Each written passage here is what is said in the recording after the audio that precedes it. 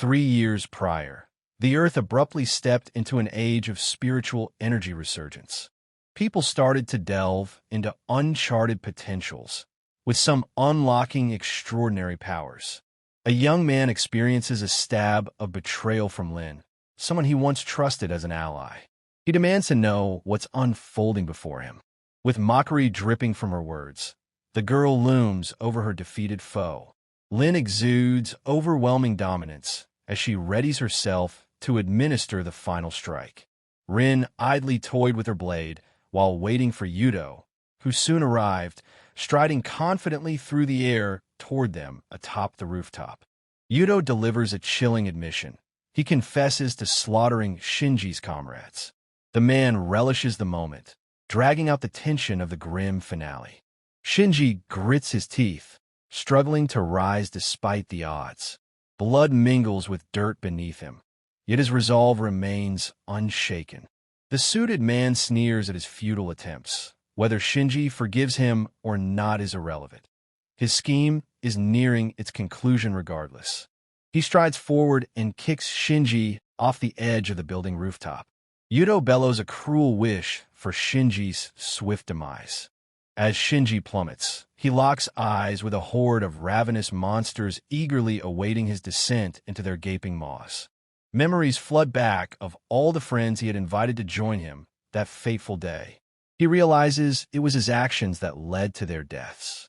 Lin turns her back without a second thought, as though the events unfolding are none of her concern. Her mind is already shifting focus to future objectives. In the moments before his death, Shinji swears vengeance against those who betrayed him. His final vow reverberates across the desolate battlefield. Shinji pledges retribution in his next life against those who wronged him. His voice quivers as the end draws near. His body slams lifelessly into the jaws of the beast below. Darkness swallows him whole, but deep within his fading consciousness, a peculiar light flickers. Before his eyes, a mysterious system manifests. Shinji hesitantly reaches out to touch the holographic interface, a tingling sensation coursing through his fingertips. Shinji awoke in the past, exactly 1 month before the calamity. The young man glanced around the familiar room in astonishment, struggling to comprehend what had transpired. He began analyzing the new opportunities before him. Memories from his previous life guided him on how to act more strategically this time. Shinji detected faint traces of spiritual energy lingering in the air. No one else seemed aware of the looming transformations. He immersed himself in studying data about plant and animal mutations, devising a plan to gather rare spiritual fruits before chaos erupted. Meteor showers and auroras emerged as precursors of change. Shinji meticulously documented each anomaly in his journal. The system presented him with a choice of developmental paths. Without hesitation, Shinji confirmed his decision, driven by the weight of past mistakes. He trained relentlessly to master control over flames. The initial sparks slowly evolved into steady, controlled bursts of fire.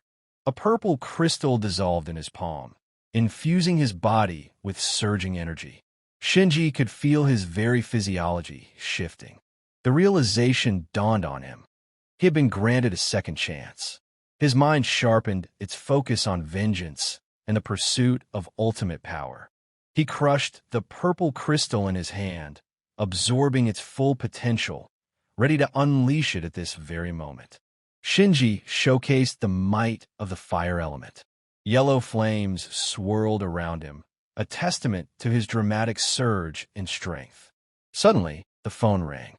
The caller ID read, Tamura Lin, the very same Lin who had betrayed him in the future. He answered, and through the phone, Lin demanded a hefty sum of money. Her voice was sharp with irritation, expecting an immediate transfer. Shinji cuts her off sharply, his icy tone sending a shiver through Rin, who is accustomed to compliance. Yudo stands nearby, sneering at the scene. The man casually holds the expensive bag Rin had demanded just moments ago. Rin slams the phone down in fury, leaving Shinji alone with his thoughts, her voice trembling with an uncharacteristic defiance. Yudo smirks and asks, "What's wrong? Did she upset her walking wallet?" Rin retorts that she doesn't understand what just happened. Lin and Yudo continue their drive, exchanging flirtatious banter as they go, while Shinji is already elsewhere, meticulously plotting his next moves. Shinji stands outside yet another hospital, searching for his girlfriend. He's already visited 3, unable to recall which one she's in. He reflects on past events.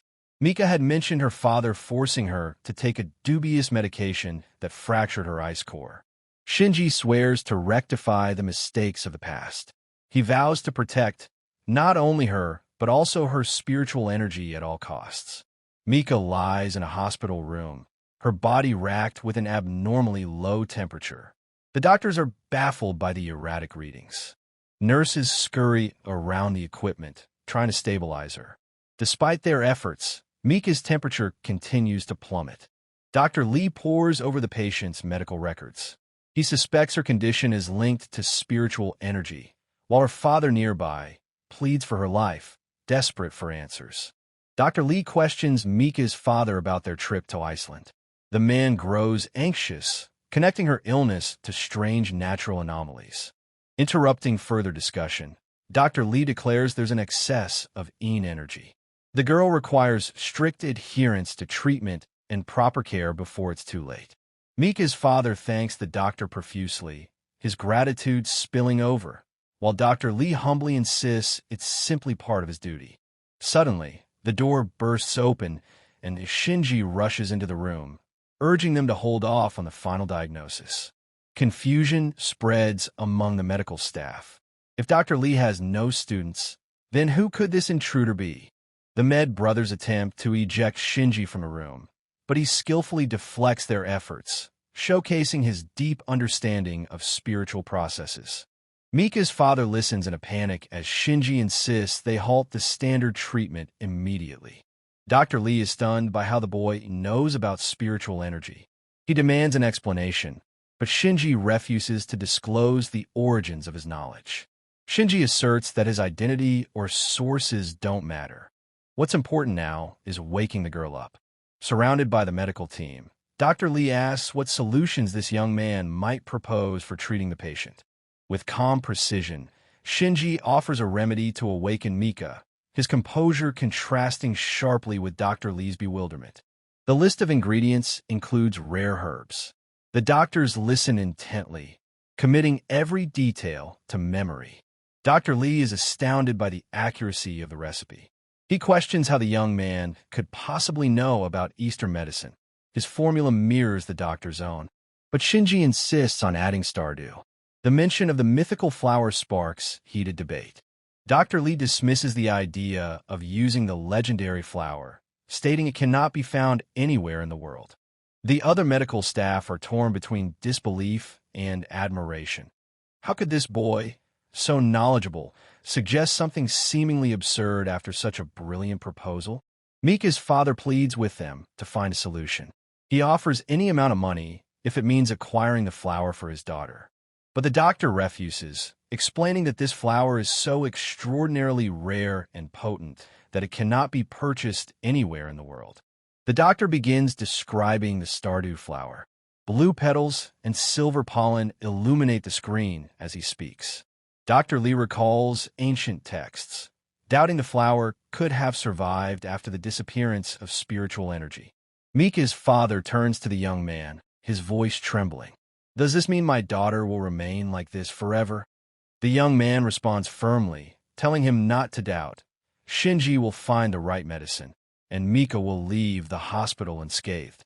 Dr. Lee asks if Shinji truly intends to obtain the flower, to which he replies without hesitation that this is exactly what he plans to do. In the medical ward, the younger doctor discusses the situation with Dr. Lee, speculating whether Shinji's success stems from sheer luck rather than actual knowledge. Dr. Lee's attitude shifts abruptly.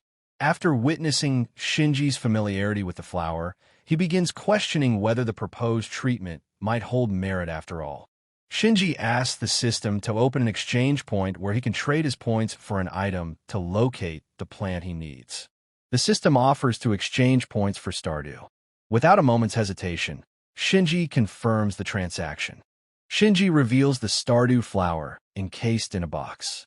It cost him only 5 experience points. Everyone around is stunned by how quickly the young man obtained the legendary flower. And where did it even come from? He asks, "Do the doctors believe me now?" Dr. Lee apologizes and requests that Shinji use the flower to treat the girl. The young man enters her room and sees the girl lying unconscious. All the doctors and Mika's father have gathered around her bed. Shinji vows that in this life, he will not allow anyone to harm her or cause her pain ever again. He takes out the blue flower, its glow illuminating the entire room, while Shinji himself radiates with surging energy. When a magic flower is brought to the girl's body, it all begins to glow with blue energy and gradually return to life. Mika's temperature starts to rise. The nurses check the sensors in a panic, not believing their eyes. Mika moves her fingers weakly and opens her eyes. She recognizes him, and everyone around is happy that the girl has awakened. Shinji warns of a need for rest, his voice firm but relieved. Mika has fully recovered from the treatment. Her father thanks Shinji, barely holding back tears of relief. Dr. Lee relays the recommendations for further care. He asks the protagonist to stay and drink tea, but he refuses. In response to this refusal, Dr. Lee and Father Mika ask the protagonist to at least state his name so that they know what the hero's name is. He says goodbye to them and introduces himself at the end. His name is Fuji Shinji. After some time at home, the guy studies websites, trying to find one that describes all the stages of cultivation. The system screen displays information about the cultivation levels. Shinji studies the description of each stage. He remembers that in the world where he died, there was a war for spiritual energy. When Shinji died, he was only at level 3. We see a lot of drops and splashes of water, as well as a plant that grows on the surface of the water. Shinji meditates in an abandoned temple, contemplating his new fire abilities. Yellow flashes of energy surround his body. In this life, Shinji wants to devote himself entirely to cultivation and reach the highest level. Dr. Lee reports Mickey's case to an influential sponsor. The man in the suit orders the boy's potential to be tested. He explains to Mr. Liu that in the future, as he increases his energy, this guy will cultivate so much energy that he will be able to change the future. The man gives his henchwoman the task of monitoring the strength and capabilities of this young man. Red Hair talks to Dr. Lee about how, if this is true, then this guy would be an excellent discovery. The system records the transition to the second level. Control over spiritual energy is strengthened after the first cultivation. Colorful sparks of energy merge into a spiral. The air around vibrates, heralding a breakthrough in training. The guy thinks, why is the water so dirty if he hasn't washed himself for only one day? This makes him very sad. He jumps out of the water and runs around the room with bare feet, talking about how hungry he is and how he urgently needs to eat. Shinji thinks about going to a convenience store. The fatigue from training makes him eat 3 packs of noodles at once in the future. You watches him from the height of a street lamp. The man walks down the street and whistles a tune, not noticing anyone around him. She looks at his photo and checks with a stranger on the street. Finally, she realizes that he is her target. You throw some kind of purple disc right towards our protagonist, her strength showing that her skills are clearly above the level of a normal fighter. Shinji turns around to see a purple explosion right behind him, smoke appearing around him. Suddenly, a monster appears from this smoke, just like the one that ate him in the beginning and is preparing to bite him. Shinji shoots his gaze at the monster and realizes that the mutations have already begun at this time, and their child is in front of him. The monster roars at the protagonist, leaving behind a shock wave capable of rupturing eardrums. Shinji covers his face, realizing it's a dog, and its mouth stinks pretty bad. You watch as Shinji struggle from cover. He dodges multiple attacks from the mutated dog and attacks back. Violet sparks of energy form a glow. The young man practices a blow that leaves cracks in the stone block. In response, the mutant hits him with his purple spiked tail, filled with fire and energy.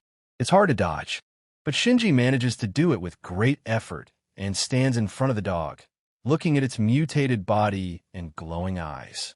He tenses up, preparing for an attack from the monster. The guy thinks how to get close and defeat first the mutant and then the girl behind him. Suddenly, a crazy idea comes to his mind, connected with his new abilities. He jumps sharply upwards from the ground. He threatens to grill the dog, and his hand lights up in flames, foreshadowing a brutal blow to the mutant. Shinji uses the Flame Emperor fist technique. The air explodes from the impact, incinerating the mutated creature. A fiery spiral swirls around his hand. The monster spits blood from the force and energy of the fiery strike. He looks at this in shock, not understanding what happened and how. How could this young man defeat her mutant?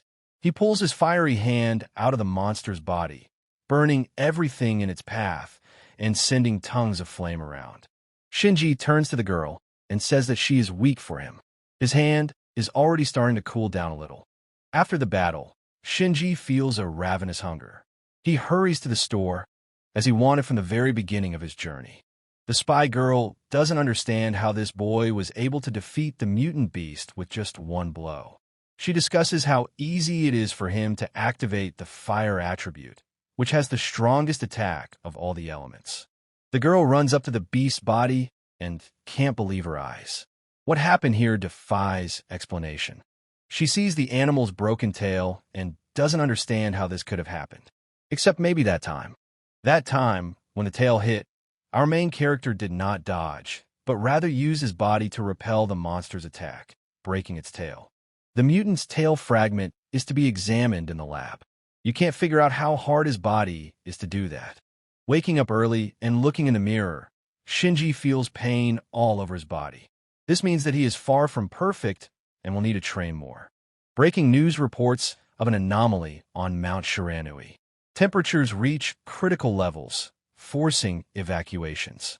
Shinji attributes the surge to the awakening of spiritual energy and decides to speed up preparations while the zone is accessible.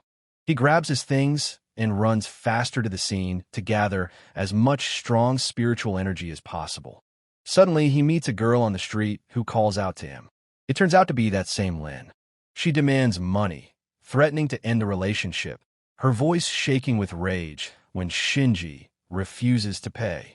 Shinji leaves, leaving the girl alone. He advises her to go to the hospital instead of bothering him. Rin accuses Shinji of being selfish, saying that if he doesn't pay, she will truly disappear from his life forever.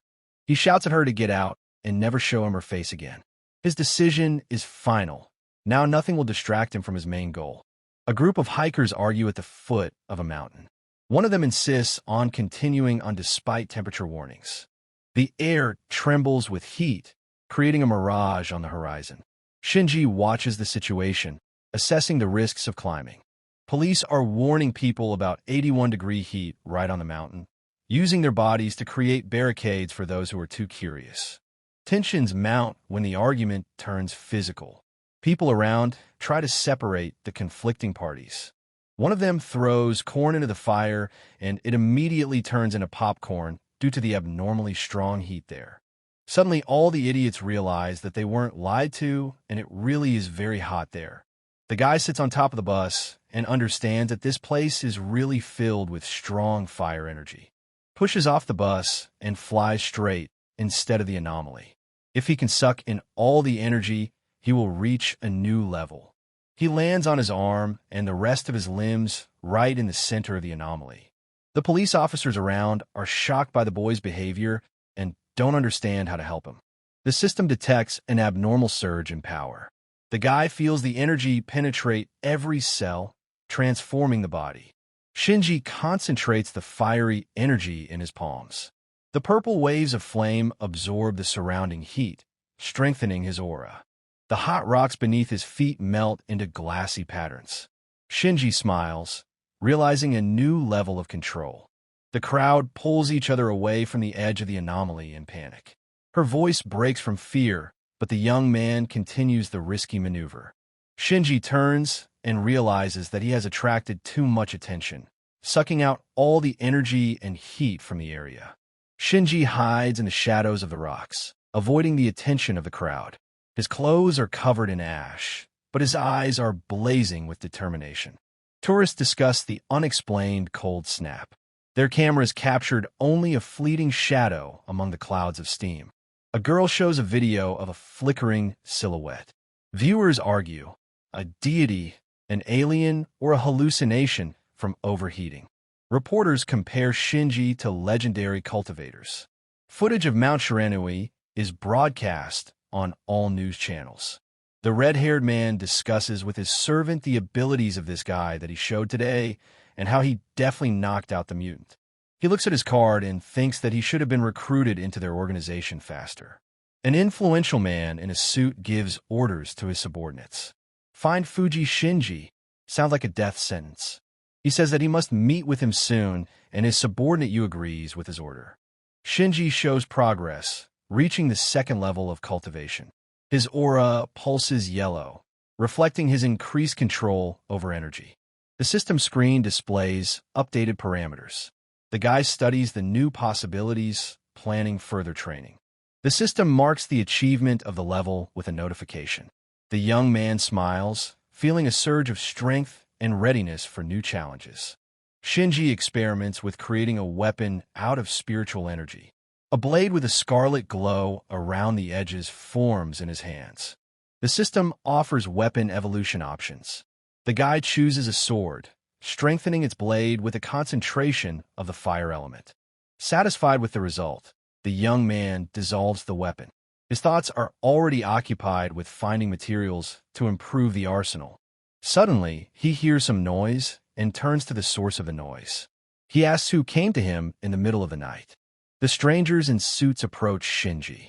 Their leader asks a direct question, checking the data against the portrait on the tablet screen. Shinji clenches his fists warily as the man next to him explains the purpose of the visit, to discuss joining the Cultivators Association. The young man remembers something about that organization.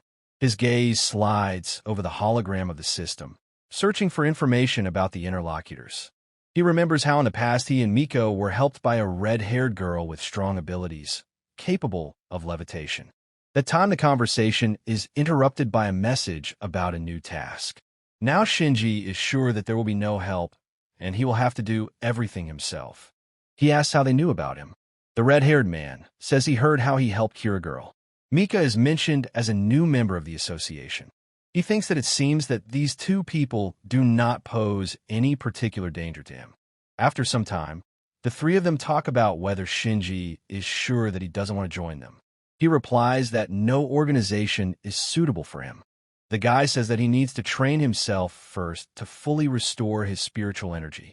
An association representative explains the benefits of membership, backed up by examples of other cultivators growing rapidly. Shinji listens, arms crossed. Memories of his past life make him cautious, but the arguments are convincing. Statistics are shown on the screen. 3 years without progress versus a year with support. The guy notes the manipulative nature of the data. Now, they're both waiting for the outcome of the negotiations to adjust their further actions. Yu wants a guy to join the association. Shinji asks about the girl's age. Yu answers and asks a counter-question. Why does he care about this? He doesn't want to offend her and call her a girl without talent. So he says out loud that she's a great girl. The representative of the association boasts about the exclusivity of the members. The young man notices the anxiety in the eyes of the assistant next to him. The red-haired man talks about the many privileges that will be available to him after joining. Suddenly, he gets a call and asks for a minute to talk on the phone. Some urgent news. An emergency report of a mutant interrupts the negotiations. Shinji sees panic in the eyes of the association representative. The data about the poisonous snake is displayed on the hologram. The man is shocked by the snake's level. It is level 2. Its element is poison. The association leader gives the order to lock down the area. His assistant relays the coordinates, avoiding eye contact with Shinji. The discussion is interrupted by the need for action. The young man remains in the hall, studying the map with the mutant's movement marks. He watches them go and thinks that in this life he should not repeat the many mistakes of the past. Strange thunderclaps without rain frighten the residents. The owner of the house calls Shinji in a panic, describing the anomaly as a curse. Lightning constantly strikes a certain spot behind the mountain. The young man analyzes the system data, discovering traces of a rare attribute of spiritual energy. Shinji agrees to help. Before leaving, he checks the crystal supply, preparing to encounter an unknown phenomenon. Koto shows Shinji security footage of lightning forming ancient symbols on the mountainside. The young man associates the anomaly with the awakening of the elements. His fingers quickly scroll through the system hologram, comparing the data with the legends. Shinji warns of danger. The man points out cases of cultivators dying while trying to harness lightning. Shinji ignores the warnings. His decision is firm: to obtain the legendary attribute to increase his power. The system confirms the ability to obtain the lightning attribute. Shinji activates the energy absorption mode, tuning into the resonance. The boys argue about the feasibility of the mission. Their dialogue is interrupted when the ground beneath their feet begins to vibrate from the charges. We see two guys and a woman's shoe, who tells them that today is their first mission. One of the guys jumps up and asks Mrs. Kaori what they're going to do and where they're going. Kaori discusses tactics with the boys. The girl points to the area of maximum energy concentration marked on the map. The world continues to adapt to the revived spiritual energy. Shinji studies the system's new capabilities, noting his own abilities have grown. He sees bursts of energy, but the young man ignores them, focusing on analyzing the energy patterns. The achievements are marked by the system, but Shinji is already setting his next goal: mastering rare attributes. The system warns of the risks of absorbing lightning energy. Shinji confirms the action despite the double load. The hologram demonstrates the lightning flash technique. The guy feels a tingling sensation in his fingertips from the clots of energy. Acquiring the skill is accompanied by a flash of blue light. Shinji smiles, appreciating the potential of the new skill. Shinji watches the process, noting the instability of the energy flows. The air smells of ozone, and his hair stands on end. Meanwhile, we see Kaori and the two boys standing with a powerful burst of lightning energy right in front of them. Kaori demonstrates a thermos for collecting energy. Her assistant questions the safety of the device, examining cracks in the casing. The tension mounts as Kaori demands the device be handed over. Her voice trembles, but her hands remain calm, holding the device. She stands up and holds the device straight out towards the energy, and it quickly begins to enter the capsule. Flashes of lightning, energy, and light form around them. But that's not all. There's still a lot of energy to absorb later. The guys support their commander, surprised at how deftly and quickly she absorbs all this energy. The thermos cracks, unable to withstand the load. Kaori retreats in panic, and her assistant freezes, eyes wide. She doesn't understand how the spiritual collector couldn't contain all the energy. This is how powerful all this lightning is. One of the guys jumps on Kaori to push her away from the massive explosion that happened right in front of her. The system detects an abnormal power surge. Lightning strikes around have become more powerful and more frequent. With the energy out of control, the group evacuates, leaving the broken equipment right there. Suddenly, one of them notices something moving in the grass and looks there, not expecting to see anyone but them. They notice a civilian in this dangerous territory and are left confused. What is he doing here? This guy turns out to be our main character Shinji, and Kaori screams at him to leave the area, but the boy remains in place. Her words are lost in the roar of thunder, and her gestures express despair and fear. The young man does not react to the threats. His gaze is fixed on the hologram, showing the level of energy absorbed. The entire group watches in amazement as this stranger strives towards this energy that just nearly killed them with one explosion. At this time, Shinji runs straight into the epicenter of lightning, smiling at the fact that he will soon receive a new attribute and a lot of experience to gain a new level of power. Kaori watches in shock as Shinji harnesses the lightning. Her assistant drops the device in disbelief. The energy cocoon around the boy pulses with a bright blue light. The air fills with static, causing his hair to move. The system completes its analysis. The lightning attack has been successfully integrated. Shinji takes the first step towards a new level of power. Shinji vows to become invincible, his shadow cast by lightning appearing gigantic against the night sky. The system hologram flashes green. The goal has been achieved. Shinji opens his mouth, and lightning passes through it, giving him new powers. He rises to the heavens, engulfed by lightning and receiving no harm from it to his body. He feels new strength and looks at his hands, engulfed in energy and electricity. Now he has become stronger. The system suggests combining two types of spiritual energy to attack. His fingers quickly scroll through the hologram with calculations, choosing the optimal balance. He agrees, and two different energies enter him, releasing new fighting style techniques and new capabilities of our protagonist's spiritual power. Shinji analyzes the anomaly through the system. The data confirms that it is a legendary attribute that can change the balance of power. After some time, the red-haired man's men discover a giant mutant snake writhing among the rocks. Its scales emit a poisonous glow, mixing with rainbow flashes of spiritual energy. Yu hands the boys a jade shard. The artifact emits a soft light, creating a protective field around the boy. The guy tests the ball's reaction to toxic fumes. The green barrier neutralizes some of the toxins, confirming its effectiveness. Before the mission begins, the group synchronizes their equipment. Yu masks his aura, preparing for a stealthy approach. She orders them to begin the mission, and they are ready to find and kill this snake. The whole team enters through the gates into some hangar. It's dark all around, and you can't see anything at all. However, very soon Yu notices the red glow of eyes in the darkness and depths of the hangar. Someone screams to turn around, but it's too late. A powerful blow with a green aura knocks the entire team off their feet. The snake was revealed in all its glory, a green, scaly creature with red eyes, showing off its fangs for everyone in the room. Both guys throw some spears straight at the snake, thinking that this will help them resist it. Suddenly, the snake is completely covered in ice and freezes in the middle of the room in a strange pose. The guys are happy. I think they caught this viper and are ready to just finish her off.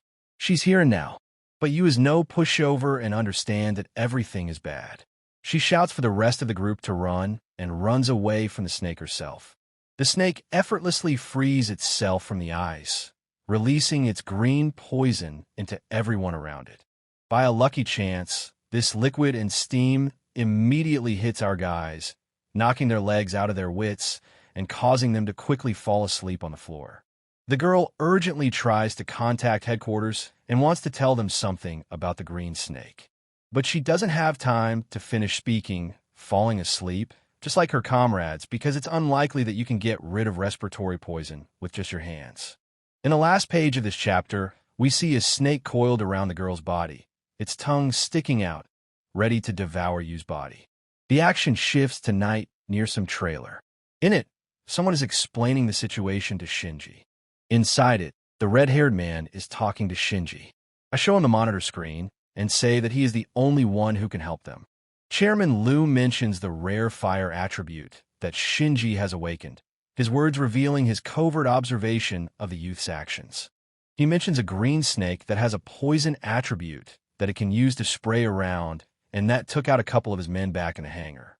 Shinji is wary of the surveillance and demands that the monitoring stop as a condition for agreeing to the mission. Liu apologizes, citing safety concerns, and relief flashes in his eyes as Shinji accepts the mission. He also apologizes for sending the mutant dog back then, and how surprised he was that Shinji was able to defeat it with ease. Shinji learns of the provocation with the mutant dog. His voice sounds cold, but his posture remains relaxed, demonstrating control. He says that this situation was humiliating for them, as people who are involved in serious business. Liu tries to smooth over the conflict by offering support.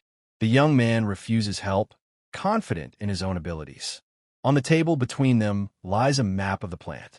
Shinji marks the snake's area of activity, ignoring his interlocutor's nervous glances. Lu insists on reinforcements.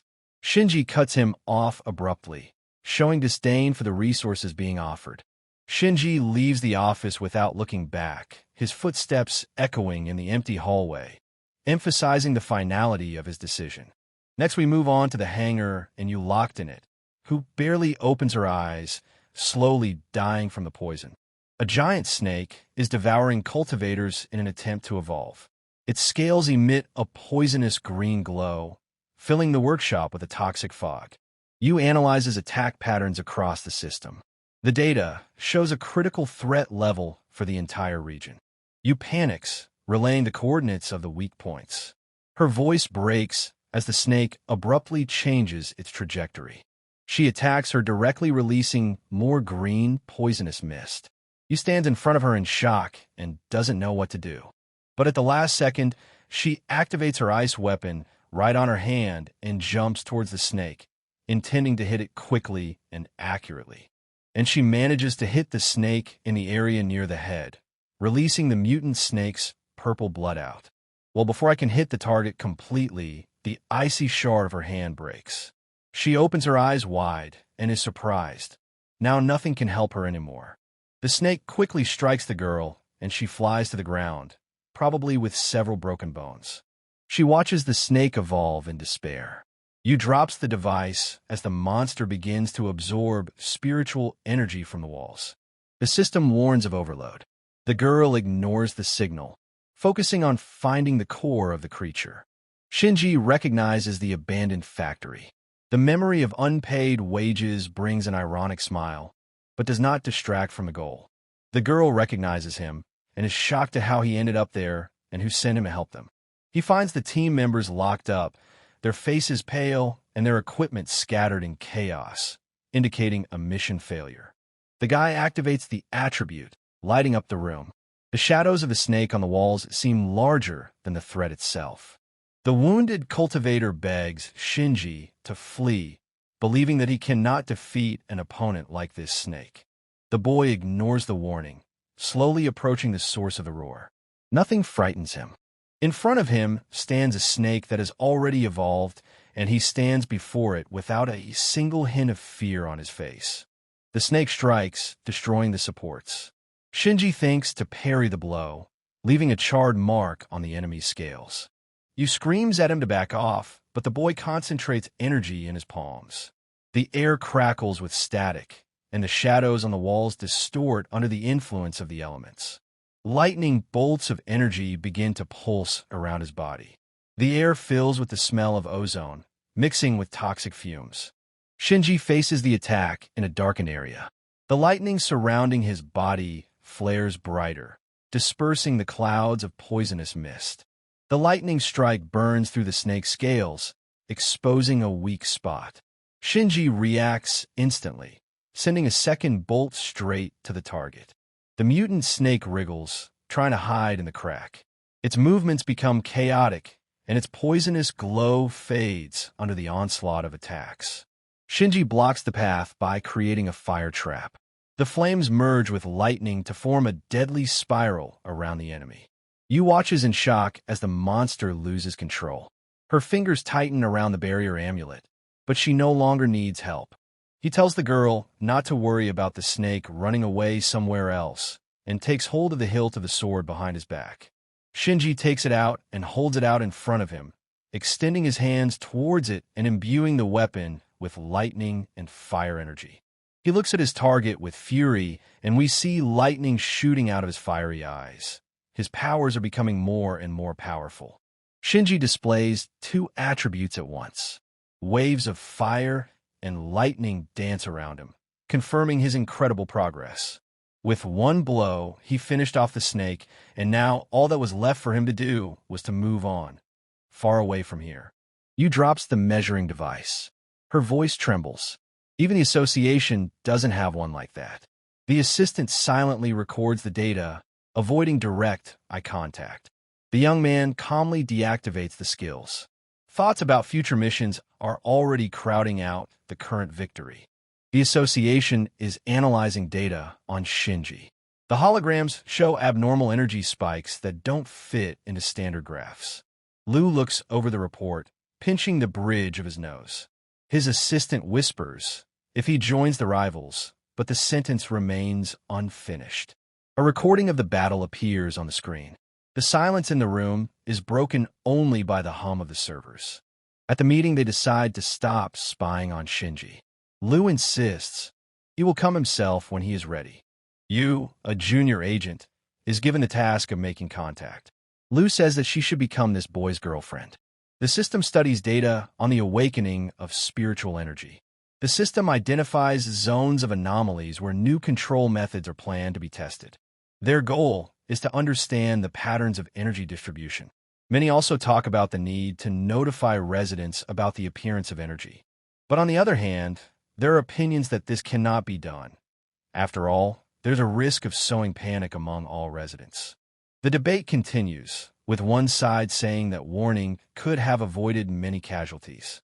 But a police officer says the incident at the factory was successfully resolved without any public notification.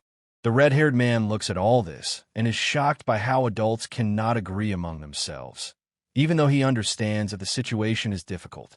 He shouts loudly that everyone should be silent, and everyone becomes silent, waiting for what the master will say.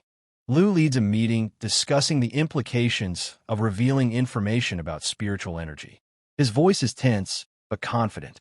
Shinji is mentioned as a key participant in the events. Those present argue about the balance between safety and panic of the population. The suggestion to use anomalous zones for testing evokes mixed reactions. The guy writes down the arguments, avoiding direct comments. The map shows energy awakening points. Lu suggests turning them into research sites, observing the public's reaction. The man analyzes risks through the system. The data shows a potential increase in conflicts, but the young man remains neutral. Many support the idea, noting the possibility of collecting data, and the assistant silently adjusts the parameters of the hologram. Lu insists on Shinji's inclusion in the association. The debate over his rank divides the meeting into two camps. Shinji mentions the awakening of two attributes, shocking his opponents. Yudo is in the corner, whispering to Rin, he's more dangerous than he looks. The decision to conduct the test is unanimous.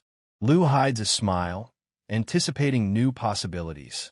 Shinji's test is designed as a test of skills. The conditions include areas with unstable energy and interaction with newcomers. The young man looks over the requirements, frowning skeptically. The system highlights the weak points in the plan, but he decides to participate. Lu smiles and pretends that they themselves chose Shinji to be included in the organization. His plan went as planned. Shinji wakes up early in the morning and hears some noise that distracts him from sleep. He is confronted with the theft of food. His face remains impassive, but the energy around him pulses slightly, betraying his irritation. Now he goes and thinks that he is already poor, and now a thief in his house can steal the last thing he has. He opens the door and prepares to beat this thief who dared to climb into his beggarly apartment. His face is full of rage. Yu appears at Shinji's house under the guise of cooperation, her calm tone contrasting with her tense posture. Shinji demands an explanation. He thinks she was sent again because she was spying on him and is furious. The girl reveals that she was sent to live with him, but hides the association's true motives. Lu hands Shinji the test requirements. Shinji flips through the documents, noting discrepancies between the stated goals and the actual tasks. Mika is mentioned as a participant. Shinji's attitude changes abruptly, agreeing to the test. His gaze becomes colder. Yu notices the change in behavior. Her fingers quickly type out a message while the boy studies the map of the location. The test details include low energy zones. Shinji doubts their safety, but hides his thoughts behind a mask of indifference. Mika appears on the list of participants. The young man involuntarily clenches his fist, remembering her connection with the association. Yu notices his reaction. Her questions remain unanswered, but she writes down her observations for the report. The test participants gather in the training area. Lu glances at everyone. His presence was the deciding factor for participation. The testing program is interrupted by an announcement of impending cataclysms. The man watches as excitement engulfs the group, but he remains unperturbed. The Lord explains to everyone that today he will introduce X to one of the most powerful cultivators so that he will become their captain. Kaori wonders where he went. She indulges in memories from the past. She remembers her conversation with one guy and how he disappeared in lightning. Her interlocutor says that it is impossible. Suddenly, a guy with tattoos on his arms distracts her and asks what she is thinking about. Kaori makes a warning gesture to Yoshii, but he demonstratively turns away. She says that she is waiting for the captain and she is interested in what he is like. Yoshii stretches his arms in preparation for meeting the captain. His mocking comments about the rich kid make some of the crew laugh. He raises the spirit of the fighting team and says that he will show the new captain who is strong and cool here. The team's composition is displayed on a hologram. The system highlights the profile of Yoshii, a former criminal with a wind attribute and a tendency toward rebellion. Shinji studies the weaknesses of his subordinates, focusing on tactics to neutralize threats without direct conflict. Finally, they arrive, and the red-haired man introduces all the cadets to their new captain. Shinji stops a meter away from everyone. Purple sparks of energy extinguish the gusts of wind, creating a zone of silence around them. Mika looks at him and thinks that this is most likely the same guy who helped her in the hospital. Kaori realizes that it is he, the same guy who disappeared in the lightning back then. She realizes that he is a truly powerful cultivator. Lu continues to introduce him, but suddenly someone from the crowd starts shouting, distracting everyone from the ceremony. The red-haired gentleman realizes that it is Yoshi shouting and asks, "What is the problem?" Yoshii attacks first. He asks if the master is confident in this man's abilities, since he looks very weak and no one will listen to him. Our main character smiles and asks if Yoshi wants to test him, to which he says that of course he would like to test the abilities of this weakling. Shinji ignores the taunts about his power level, his gaze cold and his hands clenched into fists, ready to answer the challenge. Yoshii provokes Shinji by waving his arms, his face contorted in a grimace of aggression, his voice drowning out the sound of the wind. The boy remains calm, assessing his opponent's movements. Lightning bolts of energy flicker faintly at his fingertips. The conflict scene is cut short by a sharp gust of wind. The group freezes, waiting for the captain's reaction. The red-haired gentleman stops Yoshi by grabbing his fist at the last second before contact with Shinji. He says that Yoshi is going to defend the honor and people of the association later. If not, then why does he hit the new captain? He backs away and makes excuses about how he wanted the new captain to show his abilities. The association members debate Shinji's competence. Some admire his feat with the snake. Others call it luck. Lu interrupts the discussion with a reminder of discipline. His authoritative tone silences the room. He talks about how the young captain saved you by defeating a giant snake single-handedly. Everyone is shocked and doesn't believe the battle. The briefing begins with a warning of mortal danger. Kaori points to a hologram of the spiked beast. Shinji studies the combat tactics, noting the creature's weak points. His fingers glide over the system's interface, adjusting his strategy. The group whispers nervously. Yoshii grins, ignoring the safety rules. The team arrives at an area with abnormal energy. Shinji scans the area, but finds no trace of the monster. Yoshii insists on immediate action, his impatience contrasting with the caution of the other participants. The guy notices strange vibrations underground. The system records hidden energy impulses. Mika looks around anxiously, feeling a growing threat. Something is wrong around her, but she doesn't understand what exactly. The energy around the trunk pulses brighter with each step the rebel takes. Everything around shines, and energy flows from everywhere. Shinji forbids approaching the ancient tree. His voice sounds harsh, but Yoshii demonstratively ignores the order. Yoshii makes fun of Shinji's caution and his jokes about a walking tree elicit nervous laughter from some of the crew. The boy ignores the provocations, giving clear orders. Lightning bolts of energy form a barrier around the group. Yoshi was sent to look for traces of the monster, her fingers trembling as she touched the tree bark. Yoshi-ai is preoccupied with the thought of leveling up. His hands touch the trunk, trying to absorb the energy of the tree. The branches suddenly move, dropping leaves. Shinji turns around abruptly, feeling an ancient power awakening. Yoshi gets excited thinking about the girls that will shine for him after leveling up with this tree. They sit around this tree and try so hard to absorb all this energy. Mika asks Shinji about the safety of the team.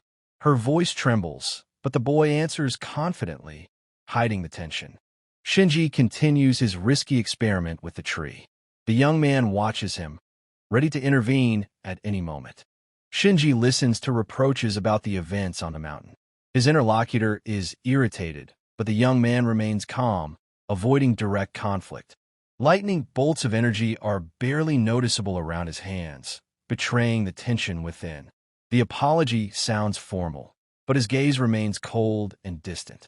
The conversation is cut short by system beep. Shinji uses this as an excuse to leave the conversation, leaving his opponent confused. The training area is filled with thick spiritual energy. Shinji encourages the team to use resources, but he himself remains on the sidelines. The girl mocks his passivity. The guy ignores the provocations, analyzing the energy flows through the system interface. Mika joins the group, her ice attribute creating a contrast with the heat of the surrounding elements. The tree suddenly comes to life, grabbing the team member with its branches. Cries for help echo through the forest, mixing with the sound of branches breaking. Shinji reacts instantly, sending lightning bolts into the base of the tree. The sparks burn through the bark, causing the tree to loosen its grip. Yoshi-ai freezes in indecision, his bravado disappearing in the face of a real threat. A wounded participant crawls to safety, his face contorted with fear, his clothes torn, and his hands shaking with adrenaline. Yoshi creates a wind barrier, cutting off the ancient monster's path. Kaori throws a healing amulet, stabilizing the victim's condition. Yoshi-ai finally enters the fight, but his wind attacks only slow the enemy down slightly. One of the group members tells Yoshi to be careful and look around, but he doesn't have time and is suddenly cut by a branch. Lu's warning becomes reality. The tree's branches transform into thorny tentacles, attacking the group from all sides. Yoshi-ai is pinned to the ground, his confidence shattered, eyes wide as the spike heads for his chest. Shinji intercepts the attack, sacrificing his protective barrier. Lightning envelopes the enemy, forcing them to retreat deeper into the forest. Yoshi sits up and hisses angrily that it's him again. It's that nasty Shinji in front of him. Shinji gives the order to retreat. His voice is firm, because behind him are the people he protects. The rescued fighter trembles, clinging to Shinji's sleeve, gratitude in his eyes mixed with the remnants of horror. His voice is firm, drowning out the roar of the monster. To betray one's own is an eternal shame. Yoshi-ai, overwhelmed by the captain's strength, falls silent for the first time. Waves of energy shake the ground, but the group unites. The young man's determination becomes a shield for everyone. Shinji steps in front of the oncoming threat, protecting his comrades. Lightning and flames weave around his hands, creating a glowing barrier. The young man nods silently, looking away to the smoke on the horizon. Purple sparks fly into the tree, protecting the team above all else. A group member caught in a tree shouts words of gratitude to the team captain. Kaori screams as the ancient tree awakens, causing branches to snap, revealing thorny tentacles. Shinji rushes forward, leaving a trail of fire behind him. Yoshi-ai, overcoming his fear, follows him, clutching the blades of wind. The ground rises in waves. The team freezes, realizing that the battle has only just begun. It turns out to be a level 3 monster that rose from the ground and is essentially a living tree. The whole team is in shock. They didn't expect to see him here. especially to run into him so quickly. Lu's words stopped the newcomer in their tracks with an icy tone. A coward will not survive in the cultivation world. A heavy silence hangs in the hall. Shinji breaks the silence, striding toward the center. Fear is not weakness. Mindless courage is death. His words balance between challenge and encouragement. Yoshiai clenches his fists, thinking for the first time about the cost of his apparent fearlessness. Edie dodges the tree monster's attack and jumps forward to attack it the next second. But the tree saw this desire and immediately raised its hands to strike back. This blow will kill our hero if it hits. During the strike, the trees also send a bunch of their sharp branches into our protagonist Shinji's body. The main character activates his fire barrier, incinerating all the branches that were directed at him. The tree monster is in shock. The fiery energy of the protagonist is crawling along his hand, trying to saw him off completely. The next second, Cindy activates lightning on his hands, and now his technique has two energies. He strikes his technique into the back of the fleeing ancient monster, who is not prepared for such a strong opponent. Shinji's lightning strike burns through the ancient tree, leaving a smoking crater in its wake. Yoshiai falls to his knees, not believing his eyes. How is this possible? He whispers, looking at the gigantic wreckage. Kori frantically writes down the data, her fingers shaking. The attack has exceeded all the system's predictions. Shinji analyzes the battle plan by the fire. The firelight highlights the weariness on his face, hidden behind a mask of determination. Mika looks at him in silent admiration. Her gaze speaks louder than words. He is now their true leader. In the data center, many people who watch the fight analyze Shinji's strength and are shocked by it. Lu slams his slammer on the table, cutting off the argument. Shinji has proven his right to lead you. The room falls silent. The earth suddenly shakes. Holograms turn scarlet as spiritual energy explodes out of control across the world. You burst in with a report. Awakening is everywhere. Shinji rises. His silhouette on the wall seems gigantic. Thorn Beast displays an attribute of an ancient tree. Shinji analyzes the energy patterns, noting a connection to the plant element. Mika mentions past research, confirming the boy's suspicions. Her cold attribute weakly reacts to the green glow around the trunk. The group prepares for a new phase of the battle, adjusting tactics under the captain's guidance. Ice energy bubbles out from the crack. Mika concentrates the attribute, forming crystals around her hands as Shinji watches. The boy regulates the flow of energy through the system, preventing overload. Yoshiai shows interest for the first time, hiding his envy behind a mask of indifference. Mika's progress is impressive to the team. Her level is rapidly increasing, confirming the effectiveness of the captain's method. Shinji announces that they will train together. His plan involves using ice anomalies to enhance Mickey's attribute. Yoshiai reluctantly joins in, realizing the benefits of teamwork. The wind around his hands faintly resonates with a cold energy. The group celebrates Mika's breakthrough. Toasts are given to her, but all eyes can't help but turn to Shinji, the true architect of the success. Yoshiai bows his head to the captain, his words filled with genuine remorse, though his voice trembles with embarrassment. Shinji accepts the apology, emphasizing the importance of unity. Mika nods in approval, her trust in the boy growing. An alarm interrupts the moment. The team instantly mobilizes, following new instructions. The evacuation order catches the group off guard. Shinji scans the area, detecting synchronization of energy with the fighter's attributes. The young man makes the risky decision to stay late. His fingers quickly scroll through the hologram, calculating the optimal time to train. Yoshiai and Mika exchange glances, ready to support the captain despite the danger. An alien group of cultivators threatens Shinji. Their leader scoffs, unaware of his opponent's strength. Yoshiai steps forward, defending the captain's honor, eddies of wind swirling around his fists in warning. The soldier stops the conflict with a gesture. His machine gun is aimed at the neck, forcing the intruders to retreat without a word. Yoshiai takes over the perimeter guard. His behavior changes dramatically. He is now a disciplined fighter. The tension eases as the enemies leave.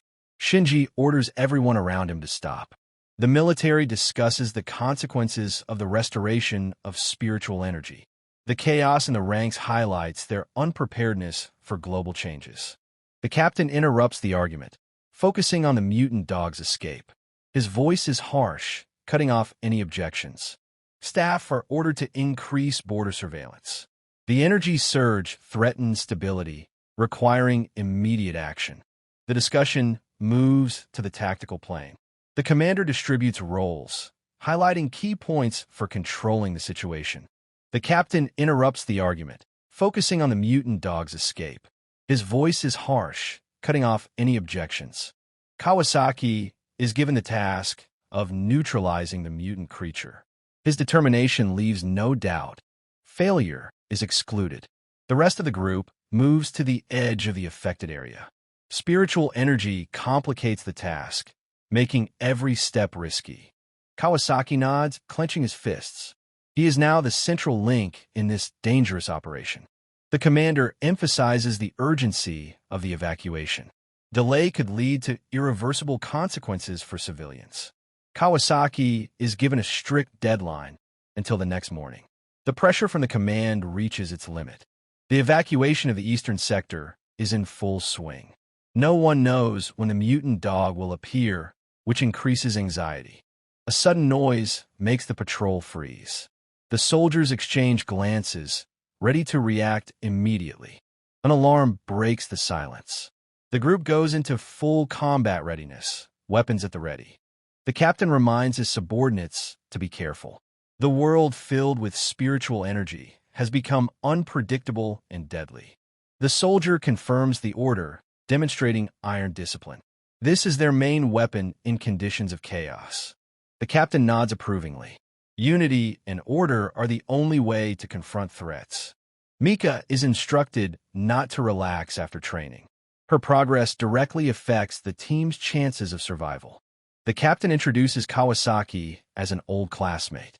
The colleagues are surprised by the unexpected connection between the commanders. The dialogue takes on a humorous tone, but the subtext remains serious. Past relationships may impact the current mission. The remaining soldiers tactfully retreat, giving their commanders space. Uncertainties hang in the air, but questions remain unanswered. Kawasaki insists on his significant role in the captain's life. His words cause a mixture of bewilderment and curiosity among those around him. The team quickly leaves the room, leaving the two alone. The dynamics of their relationship remain a mystery, complicating their interactions. Shinji asks how Kawasaki rose to such a high position and how he was entrusted with promoting military affairs. The discussion links the mutant dog's escape to the awakening of spiritual energy. Its presence in the city is a direct threat. The captain reveals the details of the operation, keeping it secret. Information is limited to avoid panic among the population. Shinji wonders if the mutant dog you sent him and the mutant dog that caused the evacuation are connected. The civilian evacuation is complete. Captain Kawasaki gives the order to prepare for a trap for the mutant dog. The military takes up positions, camouflaging the traps. This moment will test their real capabilities in the new conditions. The captain mentions Shinji, foreseeing his future difficulties. The young man will face trials that will temper his character. Hayakawa is tasked with escorting Shinji to a safe zone, and his role in the operation becomes key to protecting the rookie. The unknown commander demands unquestioning obedience. His authority is called into question due to his connection to Kawasaki. The soldiers notice that all the new arrivals are armed. Their spiritual energy level indicates experience. Most have reached the first stage. The commander analyzes the enemy forces. The group's capabilities are impressive, but not frightening. His own team is ready for confrontation. The dialogue breaks off mid-sentence. Mistrust between the parties creates the risk of a sudden conflict at the most inopportune moment. An alarm signal warns of the mutant dog's presence. Its location remains a mystery, making the search more difficult. The military is switching to emergency response mode. Every second of delay increases the threat to the city. Captain Kawasaki mobilizes resources to try to predict the creature's route. His experience becomes the trump card in this game. The appearance of the mutant dog is suppressed by harsh measures. Order is restored, but anxiety does not disappear. The bullets eat into the mutant dog's skin, but she doesn't feel them. For her, it's just like a tickle. She opens her mouth and releases purple fire with a roar, burning everything around. The flames spread across the entire street, destroying people's homes, cars, and much more. The order to stop the action comes too late. The mutant dog has already activated a dangerous mechanism. The military is trying to minimize the damage by blocking the area of destruction. Their actions resemble a desperate race against time. The captain orders the evacuation of the remaining civilians. Risking lives for the sake of the operation is an unacceptable luxury. Shinji watches the events unfold, analyzing the military's tactics. This knowledge will be useful to him in future clashes. The operation has been suspended. It will be continued after the forces have been regrouped and the mistakes may have been analyzed. Captain Kawasaki studies the reports, planning his next move. The mutant dog is still at large, but its days are numbered. A mutant dog evolves, threatening the entire city. A special squad is ordered to enter the battle to protect civilians. The team's determination leaves no room for fear. Each fighter realizes that hundreds of lives depend on their actions. Captain Kawasaki leads the group forward, ignoring the risks. His aura of confidence makes the soldiers forget their doubts. The energy waves from the fight shake the ground, making the fight a test of strategy as well as strength. Thoughts of death pierce the fighter's mind. His hands tremble, but it is too late to retreat. Fate is being decided here and now. The cries of his comrades bring him back to reality. It's time to act, not to think about the end. The surrounding chaos recedes. The character concentrates on a single goal, to survive at any cost. The gaze is directed to the sky, as if searching for an answer. Fear mixes with rage, giving birth to unexpected determination. Suddenly, Shinji bursts in and activates his lightning technique, protecting Kawasaki from the mutant dog's attack. The threat sounds like a death sentence. The enemy underestimated Shinji's connection to those he protects. The young cultivator steps forward, his lightning attribute activating spontaneously. The air fills with static. The enemy is thrown back dozens of meters. Shinji doesn't waste words. His actions speak for themselves.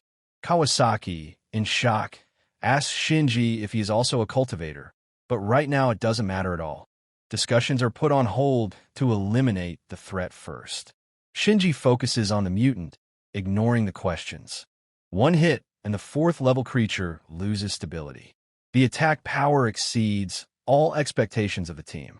Captain Kawasaki hides his surprise, but his eyes betray admiration. Such abilities are game-changers. Preparations for the massacre of the mutant are in full swing. Shinji demonstrates a composure that is inaccessible to newcomers. The attempt to escape is stopped instantly. Lightning strikes the target, leaving behind a smoking crater. The observers whisper about the incredible power of the attribute. Shinji remains unperturbed, as if this is just a warm-up. The mutant dog is defeated, but the battle is not over. The cultivator scans the area for hidden threats. His reputation is growing before our eyes. Now, even the skeptics admit that he is not just an upstart, but a real leader. But the dog, with its body pierced and not even with half its strength, still directs its gaze towards our main hero. She jumps up and tries to reach Cindy's paws, but he remains calm because he knows what will happen in the next few seconds. He takes the knife and mixes their energies to get maximum strength and his abilities. Shinji displays a frightening level of strength despite his recent restoration of spiritual energy. His abilities surpass even military equipment, shocking those around him. Lightning and flames intertwine around his hands, creating a destructive symbiosis. Witnesses whisper about the boy's capabilities if he continues to absorb energy. Captain Kawasaki watches the attack with a mixture of pride and anxiety. Such power could be both a salvation and a threat to everyone. The allies gasp in admiration. The lightning attribute burns through steel, proving that Shinji is not limited by the standard boundaries of cultivation. The wounded soldier marvels at Shinji's hidden talents. His questions remain unanswered as the young man focuses on completing the mission. Kawasaki takes charge of clearing the area. His orders sound harsh, but his eyes show respect for his partner's abilities. Shinji ignores the praise, checking on the team's condition. Even victory doesn't change the need to take care of your allies. The medic tries to stop the young man, but he waves him off. Minor wounds are the price to pay for saving dozens of lives. The stranger inquires about Kawasaki's connection with Shinji. The commander emphasizes their absolute trust, hiding the details of their cooperation. The discussion turns to the young man's talents. The military invites him to join, but he is refused. He is already connected to the association. Kawasaki mentions Liu Jinghu, causing mixed reactions. His intention to investigate sounds like a veiled threat. The dialogue is interrupted by new information about the mutant dog. Shinji remains the center of attention, although he himself prefers to stay in the shadows. Casual conversation masks the tension. Shinji forgets about breakfast, immersed in the aftermath of the night's operation. The news about the commander's daughter is puzzling. The young man did not expect that his actions would attract such high-ranking attention. Yu advises caution. The girl's persistence could lead to unwanted political complications. Shinji brushes off the warnings. He is only interested in developing power, not in the intrigues of the elite. Someone calls our young man from a Kawasaki number. He is glad that his old friend decided to call him just to talk. Fuma Natsuiai introduces himself as Kawasaki's superior. Shinji is immediately attracted to his proposal for a fire energy zone. The young man hides his interest, but the experienced commander notices the glint in his eyes. The promise of increased strength is too tempting. Yu watches the dialogue silently. She understands that Shinji has already made his decision, despite the risks. Shinji analyzes the new data, planning his next step. His path to power is full of obstacles, but each step brings him closer to his goal. The story begins with the discovery of a fireball on a construction site. Workers mistook it for an evil spirit and called an exorcist, but the ritual only made the flames worse. The military sealed off the area, but the fire continued to grow. The fire engulfed the area, making it unsuitable for any operations. With the restoration of spiritual energy, the situation worsened. Evacuation of residents became the only way to avoid casualties. Shinji studies the reports, trying to find a connection between the anomaly and the global changes. His intuition tells him that this is not a coincidence. Captain Kawasaki is ordered to increase patrols. The fire could be a harbinger of more serious threats. Shinji asks if the fire is still spreading, and the purple-haired girl confirms it. This girl is Fua. The discussion of evacuation evolves into a conversation about creating a military unit of cultivators. Fua hints at Shinji's personal connections with Liu. Shinji denies romantic innuendos, focusing on the mission. His behavior betrays irritation. Political games distract from the main thing. The commander emphasizes the need to control the newcomers. Their spiritual energy makes them dangerous if left unsupervised. The girl mentions the behavioral problems of experienced cultivators. Their independence complicates the formation of disciplined units. Fua offers Shinji the chance to lead the training of new recruits. In exchange, he promises benefits, but the young man declines the offer. The girl praises her friend's integrity. His words hide his pride. Shinji remains true to his goals. The discussion turns to the Cultivators Association. Shinji intends to see their project through to success before taking on any more responsibilities. Fua accepts the refusal, but does not hide his disappointment. The military is losing the chance to gain such a valuable ally. The captain notices the tension and changes the subject. It's time to get back to fighting the fire anomaly. Chaos at the edge of the evacuation zone as people try to break through barriers, ignoring warnings of danger. The soldiers block the passage, but the crowd does not retreat. The soldiers block the passage, but the crowd does not retreat. A stranger appears, mocking Shinji's connection to Lu, his provocations aimed at causing division within the team. He sees the couple Lin and Yuko standing together near the crowd, looking towards Shinji and making some sarcastic comments. The boy threatens Shinji, blaming him for the failure of his relationship with Lin. His words are full of venom and jealousy. The young man remains calm, analyzing the motives of the attacker. Perhaps this is a trap to distract him from the mission. The girl intervenes, covering her friend's back. His authority forces the lovers to temporarily retreat. The appearance of the purple-haired girl changes the dynamic of the conversation. Her interest in Shinji is obvious. She sees potential in him. The stranger compares the young man to a warrior of pure love, causing laughter among those around him. The joke defuses the situation. Shinji ignores the provocations, asking a direct question about Nakai's connection to the anomaly. His directness takes everyone by surprise. Shinji notices that Nakai is hiding information. It's time to move on to tough negotiations. The character is furious at being rejected, and his anger is directed at the woman whose beauty he believes breeds arrogance. She vows revenge, no matter the consequences. The threats sound like an attempt to restore her self-esteem. The second character inadvertently draws attention by apologizing for his habit of watching. His excuses only increase the tension. The first hero snorts dismissively. Without money, he says, such a person would have long been rejected by society. On-site inspection confirms that the fire anomaly is intensifying. Expansion of the evacuation zone is inevitable. Captain Fuwa points to the source of the fire energy concentration, his words supported by data from the instruments. Shinji silently studies the map of the zone. Every decision is now critical. A mistake will lead to disaster. The discussion moves on to finding emergency measures. There is almost no time left for reflection. A special device records the growth of spiritual energy. The team is forced to expand the quarantine zone to 10 kilometers. The order causes confusion among the soldiers. Such measures seem excessive to them, but there are no alternatives. Shinji approaches the epicenter, ignoring the warnings. His lightning attribute is weak to the fire element. Kawasaki tries to stop the boy, but he already disappears into the smoke.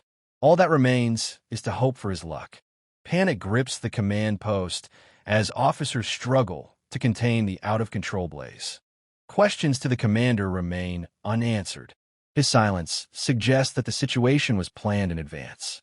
Shinji appears at the door, his clothes singed, holding a strange artifact that radiates heat. Kawasaki grabs the device. The readings are off the charts. The artifact may be the key to suppressing the anomaly. The sensors detect record levels of fiery energy. The system offers Shinji to absorb it, but he hesitates. The young man analyzes the risks.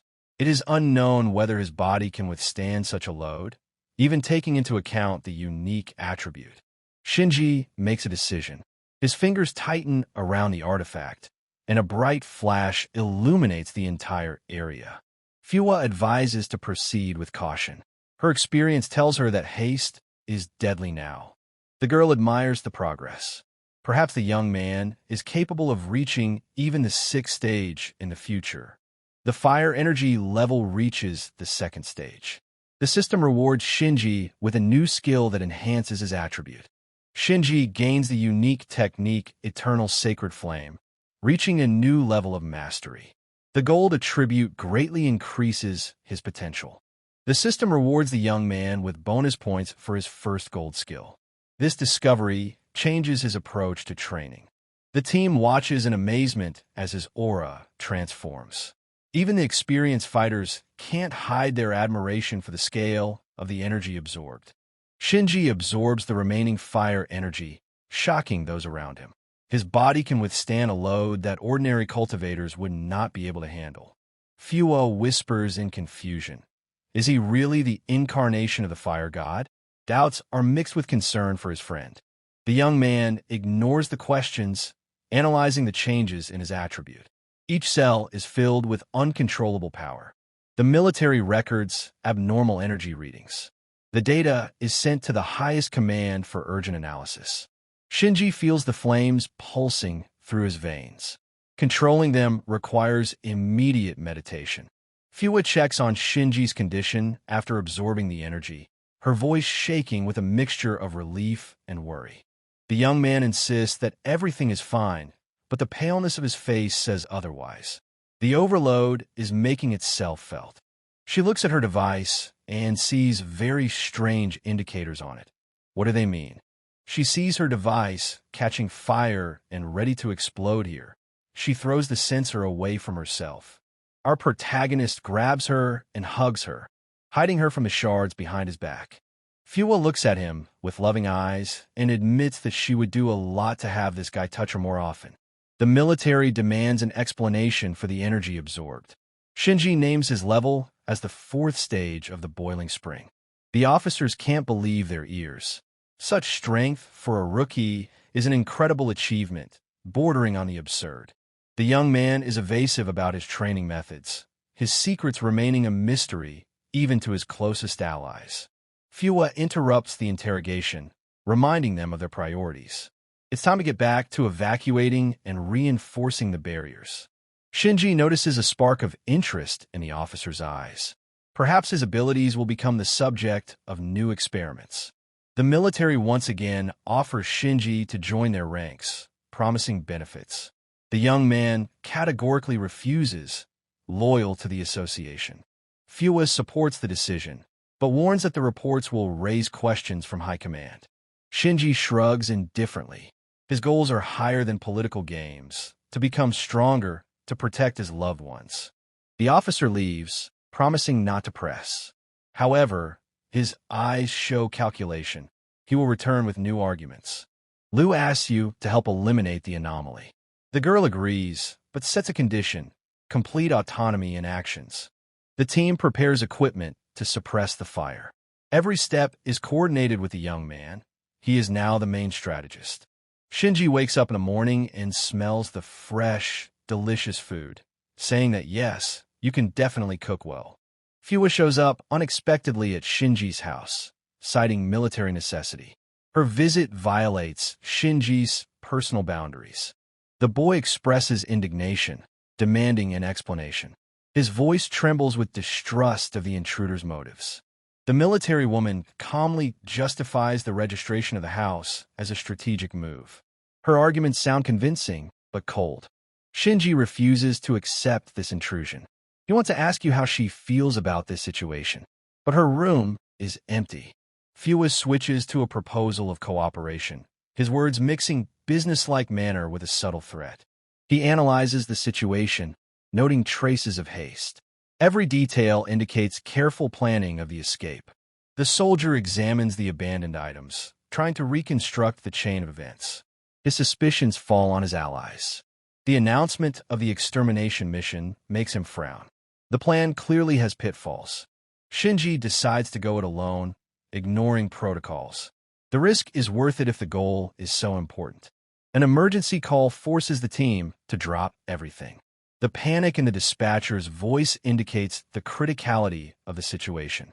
The girl thinks about everything, realizing that it is impossible to cope without Shinji.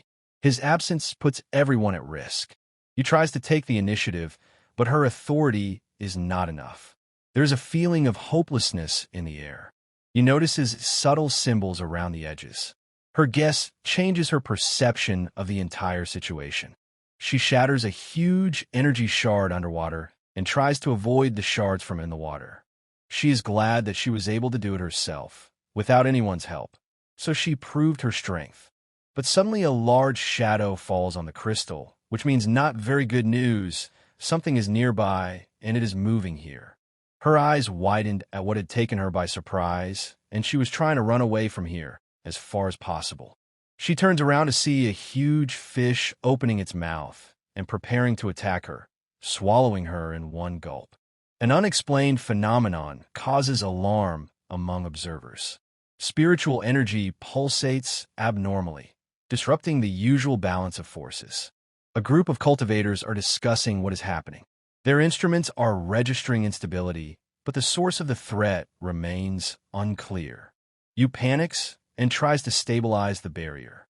Her efforts only temporarily hold back the growing pressure. The monster's shadow absorbs Shinji's spiritual energy. The young man realizes that every moment gives the enemy new strength. She reaches up, trying to break the connection with the creature.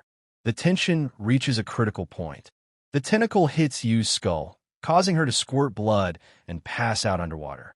Yu looks at the approaching shadow in horror, thoughts of imminent death paralyzing his will to resist. Shinji pushes him away, taking the blow himself.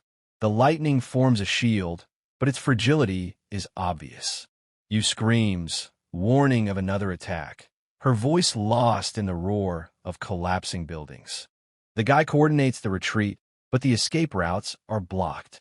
All that remains is to fight to the end. The injured Yu is taken to a safe zone. Her condition is alarming. Her spiritual energy is almost depleted. Shinji vows to deal with the culprits, his cold gaze promising merciless retribution. He stays by her bedside, analyzing data about the monster. Every move the girl makes is recorded by the system.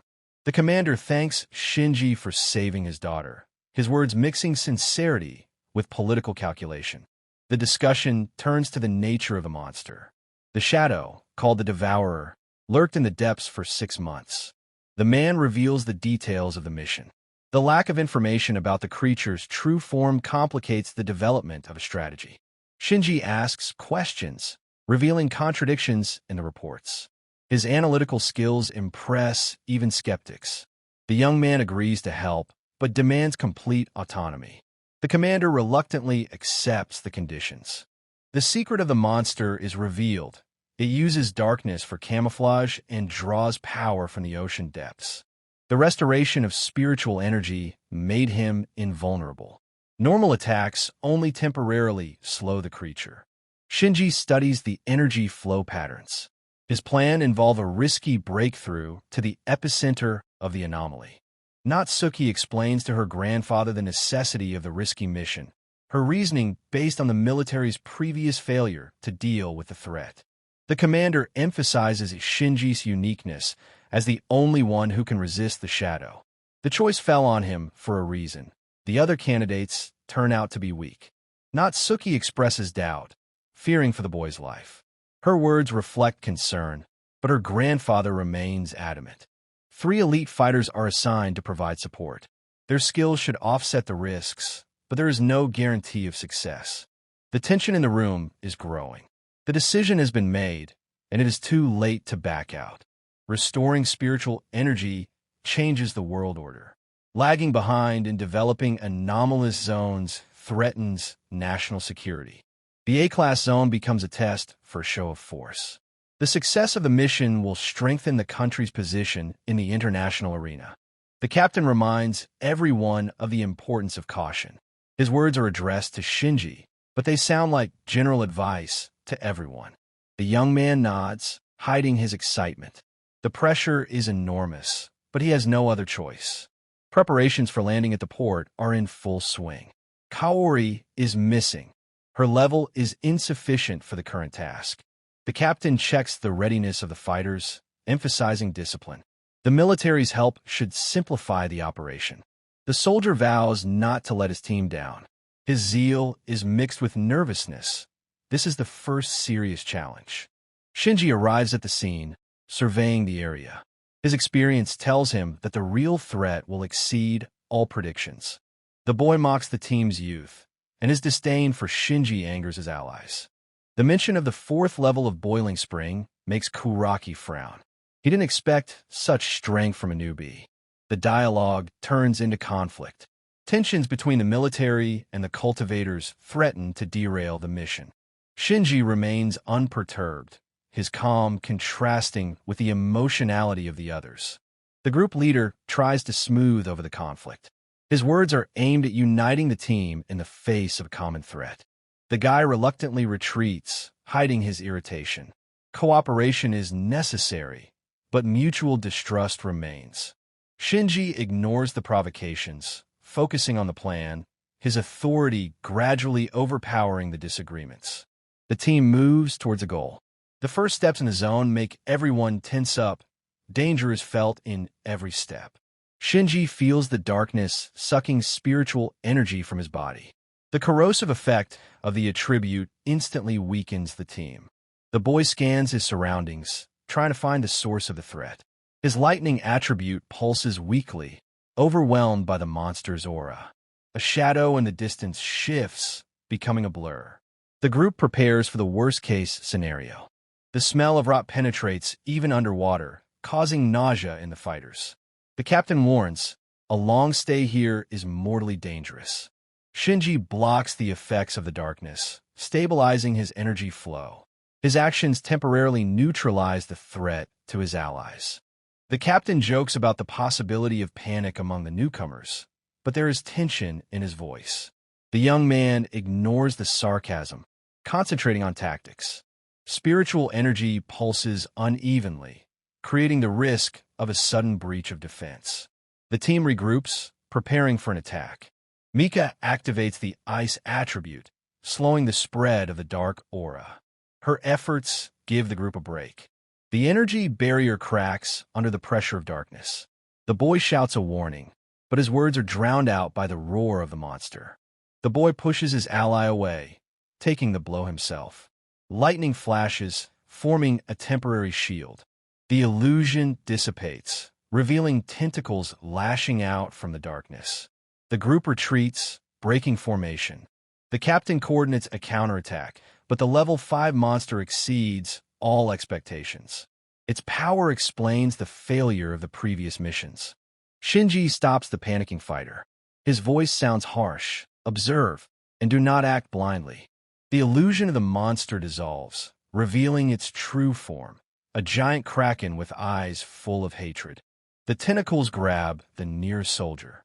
Shinji lunges forward, cutting through the darkness with a flash of lightning. The boy nods, gathering energy in his palms. A blinding discharge burns through the monster's flesh, forcing it to retreat. The boy mocks the crew's inexperience until the tentacles grab him. His arrogance turns to horror. Shinji reacts with lightning speed, cutting off the dark tentacles. Kuraki falls to his knees, shocked by the youth's strength. The captain shouts, "Level 5. Now it is clear why the previous squads were defeated." Mika strengthens her barrier, blocking more attacks. Her face pales with the effort, but she holds on. Mika charges in desperation, ignoring orders. His wind blades are useless against the monster's armor. Kawasaki grabs him by the collar, dragging him to a safe area. "Fool! You'll ruin everyone," he growls. Mika finishes preparing the technique. Golden flames envelop him, neutralizing the darkness around him. The monster roars, feeling threatened. The tentacles thrash about in panic, but it's too late. Mika reports to the captain about the successful completion of the mission. His voice sounds confident, but the trembling in his hands betrays his fatigue. The team freezes, watching the aftermath of the explosion. The monster's shadow dissipates, leaving behind only ash and silence. The boy nods approvingly, hiding his relief. The young man's risky tactics paid off, although the price could have been higher. Mika checks the status of the barriers. Her ice attribute is weakening, but the threat is gone. She can catch her breath. Kuraki didn't take, and the rest of the people are finished off by the octopus. Everyone except Mick reached the tentacle. The tentacle breaks through Mickey's defense, shaking the barrier and breaking it into many pieces. The tip of the tentacle is almost right next to her, preparing to kill her right now. She looks at this and thinks that this is probably where her end will come from this monster. But suddenly some yellow glow illuminates her, and the tentacle does not reach the girl. Discussion of Shinji's attribute is confusing. His flames are different from standard fire, pulsating with a golden glow. The boy analyzes the data, noting the abnormal energy density. Perhaps this is due to the boy's unique system. The monster, feeling threatened, tries to counterattack. The tentacles twitch in convulsions, but can no longer cause harm. Shinji activates the new technique promised by the system. The air fills with heat, forcing his allies to retreat to a safe distance. Golden flames envelop the shadow, dissolving its flesh. Even the captain does not hide his admiration for the scale of the destruction. Trying to pierce the monster with a sword seems futile to everyone. They think that it will break as soon as it touches the armored body of the creature. Kuraki shouts a warning, but Shinji has already acted. His fingers tighten around the artifact, activating the holy fire technique. A blinding flash burns through the darkness, reaching the core of the monster. An attack that seemed insane becomes the key to victory. The team watches in amazement as the creature disintegrates. Even a level 5 is not enough to withstand this power. The flames completely engulf the underwater monster, turning it into a fried octopus. All that can be heard is the death roar that pierces the entire water space around. Everyone around is shocked by Shinji's strength, and our main character puts on a poker face. This is a common thing for him. The commander emphasizes Shinji's exceptionalism, comparing him to the moon, unreachable by ordinary cultivators. His words provoke a mixture of envy and anxiety among the military. Kuraki disagrees, pointing out the boy's lack of formal training, but is silenced by arguments about Shinji's potential. The discussion turns to a strategy for winning the young man over to one side. The risk of hostility towards him is considered unacceptable. His strength exceeds all current resources. Watching Mika's composure in a dangerous situation, Kuraki can't help but admire her fortitude. Her level of third stage is impressive considering her age. Comparisons with Shinji make him bitter. The realization of his own limitations makes him reconsider his attitude towards the team. The conversation is interrupted by a joke about sharing drinks. The tension eases, but mistrust still hangs in the air. Kuraki apologizes to Shinji, admitting his wrongdoing. His gesture of respect changes the dynamics within the group. The young man accepts the apology, emphasizing common goals. His modesty contrasts with the power he displays. The team quickly leaves the area to escape the suffocating smell. The captain lingers, discovering an anomaly that requires investigation. Finding Stardew flowers becomes an unexpected advantage. Their properties can enhance Mickey and use attributes, which is critical for future missions. He picks them for himself and takes them with him to the surface, already thinking about how he will use them. Shinji scans the area, noting the absence of the crew. Being alone in a dangerous area is alarming, but curiosity gets the better of him. Shinji is taken aback by Takedo Light's appearance. The bodyguard introduces himself with cold politeness, handing over a business card with his contact information. His connection to the commander's daughter, Fua Natsuki, adds a layer of political intrigue. Shinji analyzes the hidden motives behind this visit. Takedo reveals the details. Mika is already safe, and Kuraki is returning to base. A meeting with the commander is inevitable. This is a new challenge. Shinji assesses the bodyguard's strength. His attributes are hidden, but experience tells him he is a Stage 6 opponent. Commander Fua invites Shinji for a private conversation, his interest in the boy's abilities reinforced by data on fire energy absorption. The man introduces himself as Natsuki's grandfather, confirming his connection to the military elite. The question about storing power inside the body sounds more like a test than curiosity. Shinji keeps his cool, avoiding details. His answers are terse, but the commander senses hidden potential behind the modesty. The conversation turns to global change, with Fua hinting at the need to join forces in the face of new threats. The young man analyzes the hidden motives of his interlocutor. Every word of the commander is aimed at recruitment, but there is no overt pressure. Fua notes Shinji's uniqueness in the world of restored spiritual energy. His power, developed without the support of structures, is both admirable and disturbing. The commander compares the current reality to chaos, where ordinary people are powerless. The offer of cooperation sounds like a call to responsibility. Shinji dismisses the praise as luck, but the old man sees strategic caution behind it, not false modesty.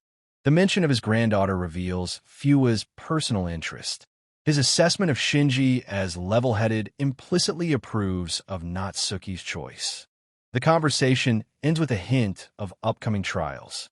The commander leaves the question open, giving the young man time to think. Fua reveals the dangers of the dark attribute, which can turn living beings into monsters. His explanations are supported by data from past missions. Shinji's lightning is called a key weapon against the threat. The commander emphasizes that the growth of the youth's strength is critical to the country's security. The boy agrees to step up his training, but his eyes are filled with distrust.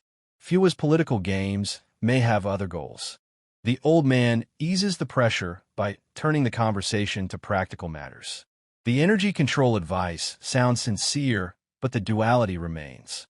Shinji leaves, thinking about what he's heard. Promising to dedicate himself to training is not only a duty, but a personal challenge. Fua hands Shinji a hardened military phone. The device allows him to instantly contact command in an emergency. The young man suddenly asks for help with a weapon. His sword, a gift from the association chairman, cannot withstand the load of spiritual energy. The commander examines the broken blade, noting the rare alloy. The promise to create stronger examples confirms the seriousness of the intentions. The conversation switches to technical details. Fua's engineers are already working on adapting the weapon to Shinji's unique attributes. The farewell takes place on a businesslike note. The old man reminds us that the telephone is not only a communication tool, but also a symbol of trust.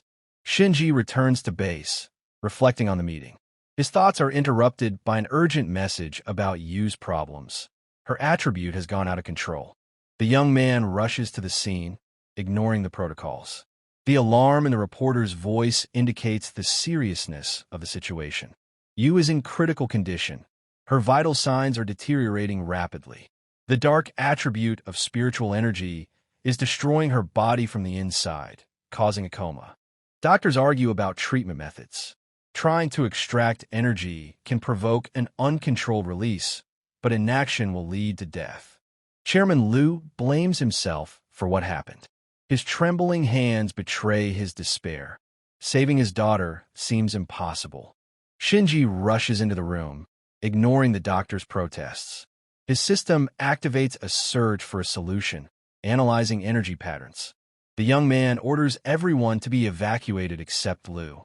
The risk of the procedure is too great to endanger outsiders. Liu explains the connection between the dark attribute and Yu's self-doubt. Her desire to prove her worth led to a fatal error. Shinji studies the data, noting the energy is unstable. His system requires physical contact for accurate diagnosis. The chairman doubts the young man's methods, but agrees to the experiment.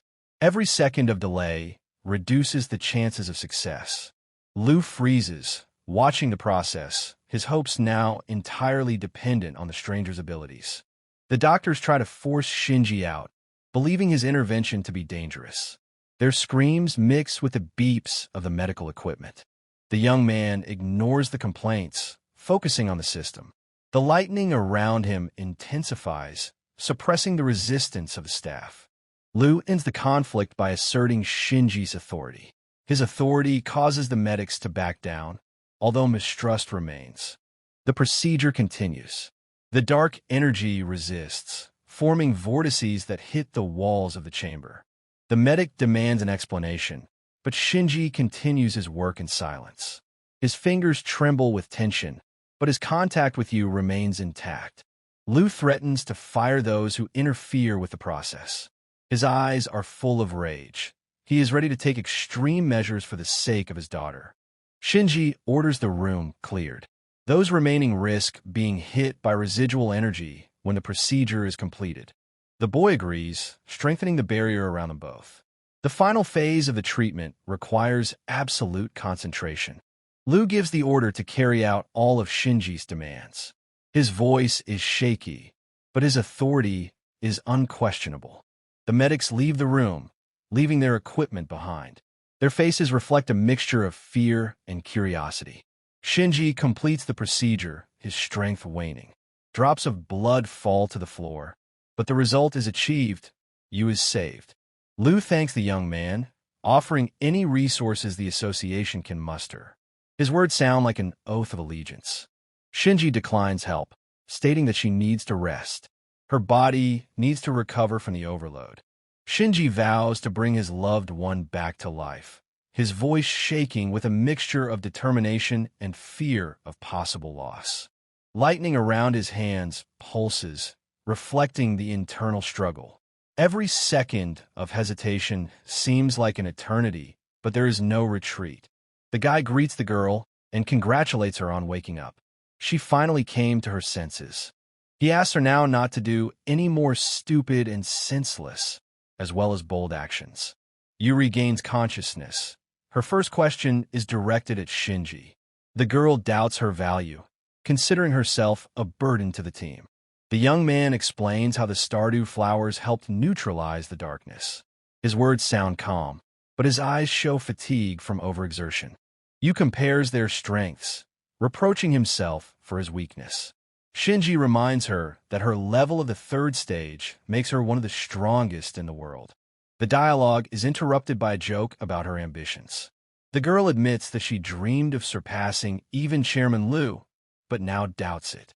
Shinji gently cuts off her self-criticism. His faith in her is unwavering, as is his willingness to support her in any situation. Shinji announces the start of rehabilitation training. The forest on the outskirts is chosen as an area where they will not be disturbed by strangers. Yu nods, hiding her excitement. Her fingers instinctively tighten around the amulet, a symbol of hope for her recovery. We see Yu training with a mutant wolf. All this happens under the leadership of our main character. Shinji walks away, leaving the team alone with their thoughts. His silhouette fades into the twilight, a promise of new challenges. The level 5 mutant wolf falls from one blow from Yu. His body crumbles into ashes, confirming the girl's growth in strength. Yu claps her hands in admiration. Her words about moving up to stage 4 sound sincere, but Shinji waves off the praise. The training ends early. The group returns to base, hearing explosions that cut through the silence of the forest. Sensors detect a surge of dark energy deep in the forest. The system warns of a threat greater than any before. Shinji scans the area, noting abnormal fluctuations. His lightning attribute activates spontaneously, reacting to the danger. Yu clutches her heart, feeling the pressure of darkness. Her face turns pale, but she is ready to follow the captain to the end. Yudo and Koyuki discuss Lin's strange behavior after meeting the mysterious woman. The young man jokes, but there is a hint of jealousy in his tone. Lin silently gathers firewood, ignoring her friend's taunts. Her thoughts are occupied by the image of the stranger who has captured her imagination. Lin offers to help Koyuki with the tent, but Yudo is distracted by memories. His enthusiastic descriptions of beauty only increase his friend's curiosity. Yudo admits that the image of the woman has haunted him for several days. His words mix admiration with annoyance at his own infatuation. Koyuki teases his friend, causing him to become embarrassed. The evening camp is filled with laughter, masking unspoken emotions. Lin continues to work silently, her fingers nervously breaking dry branches. The encounter with the stranger has clearly shaken her more than she cares to admit. The boy suddenly goes quiet, noticing a strange shadow behind the trees. His joking mood turns to caution. News of a global restoration of spiritual energy is causing a stir. Experts predict an era of unprecedented opportunities and dangers. An unknown man in a mask proclaims himself the future king of a new era. His manifesto sounds like a challenge to all existing powers. Lin clenches her fists, remembering the humiliation from the woman. Her ambitions collide with the fear of losing again. Yudo watches the broadcast, his usual nonchalance giving way to anxiety. Clouds of change are gathering on the horizon. Lin experiences a surge of energy during training, her water attribute pulsating brighter in response to changes in the world around her. Koyuki notices a strange glow, but decides not to interrupt her friend. Her intuition tells her that this is a breakthrough that will change their group. Yudo drops the branches he's gathered, amazed by Lin's strength. His envy mixes with pride for his ally. The young cultivator falls to her knees, exhausted. Her first experience of controlling the new energy comes at the cost of enormous effort. A pack of mutant wolves surrounds a camp. Yudo covers Koyuki, his usual carefree manner giving way to combat focus. Lin tries to activate the attribute, but her strength is running out. Her cry of warning is drowned out by the growls of the creatures. Koyuki freezes in horror as he watches the predator's abnormal speed. The question of human limits hangs in the air, unanswered. Yudo knocks back the first wave with a blow from his staff, but the pack does not retreat. The situation becomes critical. Yudo freezes with his mouth open, recognizing that very beauty. His admiration is mixed with shame for his own helplessness. Lin grips her blade in rage, seeing her salvation in the hands of her rival. Her ambitions take another blow, but her resolve only grows stronger. The stranger disappears, leaving the group confused. The air is filled with the smell of ozone and dark energy. Mutant wolves infected with dark energy are causing concern for the group. Their uncontrolled aggression threatens not only the forest, but also the nearby settlements. You suggest reporting to Chairman Liu immediately. Her pragmatism clashes with Shinji's caution, who prefers to gather data first. You scans the energy signatures, noting the abnormal density of darkness. Her fingers tremble, the experience of past encounters making itself felt. Shinji reminds Commander Fuwa of his promise. Civilian safety remains a priority, even if it slows down the operation. Traces of a recent camp are found near the contaminated area. An extinguished fire and abandoned items indicate a hasty escape. Yu examines the remains of the tent, finding claw marks. The size of the marks suggests that the mutants are larger than normal wolves. Yu finds traces of blood leading deeper into the forest. Her suggestion to check them is controversial. The risk of encountering an alpha is too great. The boy suddenly freezes, hearing a growl. His hand involuntarily reaches for his weapon, but everything around him is quiet for now. The appearance of another stranger shocks the group. His beauty and the power of his aura leave even Shinji momentarily speechless. Yudo tries to joke, offering to drink together. His bravado hides his admiration, but the woman ignores the provocations. The stranger demonstrates a level comparable to the previous opponent. Her gaze is full of contempt for the weaklings who invaded her domain. The woman brags about her past victory over Shinji. Her words are full of venom, but the boy remains cool, analyzing his weak points. The guy asks a provocative question about her cultivation method. The answer shocks everyone. She absorbed the attributes of defeated enemies. Shinji notices traces of feedback in his energy. Such a risky method should have fatal consequences, but she seems unharmed. Shinji accuses the woman of intentionally releasing the infected wolves. Her indifference to innocent lives infuriates the young man. She ridicules his weak principles. According to her, strength justifies any sacrifice, a philosophy alien to the entire team. Yudo charges forward, but her wind sends him flying like a splinter. The failure only proves the difference in skill level. The boy scoffs at the group's attempts, calling them childish. Her aura explodes into a dark glow, sweeping away all barriers. Shinji parries the blow using a sword enhanced by command. The metal cracks, but holds up under the strain, a testament to the quality of the modifications. The world witnesses a sharp increase in spiritual energy. A fruit accidentally discovered in the mountains becomes the key to the evolution of the common man. The youth absorbs the fruit's energy. His lightning attribute is activated spontaneously. The strength indicators reach the second stage of the boiling spring. People around you whisper about incredible luck. The restoration of energy changes the rules of the game, opening the way for new leaders. The mysterious fighter easily repels Yudo's attacks. His movements are precise, as if he anticipates his opponent's every move. The young man, in desperation, increases the force of his blows, but in vain. The opponent's shields remain undamaged, as if made of adamant. The mockery in the stranger's voice hurts more than the blades. Yudo understands that his skills are just dust compared to the true master's. Shinji watches the fight, analyzing the fighting style. His system detects weak points, but it is too early to intervene. The cultivator boy humiliates Yudo by comparing him to a newbie. His words burn stronger than fire, leaving scars on his pride. Yudo falls to his knees, unable to rise. The realization of his own weakness paralyzes his will to resist. Yuko frowns, noting the imbalance of power. Such clashes are dangerous, sowing discord among allies. Lin and the others try to help, but her ice spikes meld a meter away from their target.